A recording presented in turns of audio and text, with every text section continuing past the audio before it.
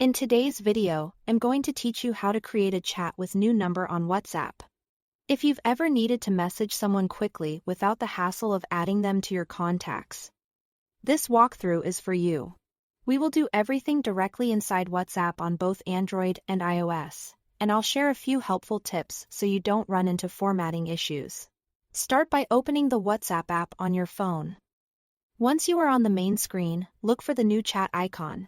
On many Android devices, it appears as a chat bubble with a plus sign, typically at the bottom right. On iPhone, you will usually see a pencil and paper icon in the top right. Tap that to begin a new conversation. At the top of the next screen, you'll see the search bar. Instead of searching for a saved contact, type the full phone number of the person you want to message. This is important. Include the correct international country code at the beginning. That means starting with the plus sign, followed by the country code and then the rest of the number. Don't include extra characters like parentheses or dashes, and avoid leading zeros after the country code. Keeping it clean and precise helps WhatsApp recognize the number correctly. As you type, WhatsApp will look for a matching account. If that number is registered on WhatsApp, you will see a chat button appear next to the number. Even if you haven't saved the contact, that button indicates you can start a conversation right away. Simply tap it and you'll land in a new chat thread where you can type and send your message as usual.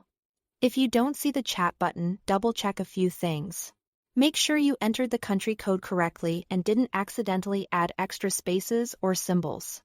If everything looks right and the button still doesn't appear, it likely means that number isn't registered on WhatsApp yet. In that case, WhatsApp won't allow you to start a chat. A few quick tips to keep your experience smooth: verify the number format before sending a first message, especially if you received it from a business card or a website where formatting can be inconsistent.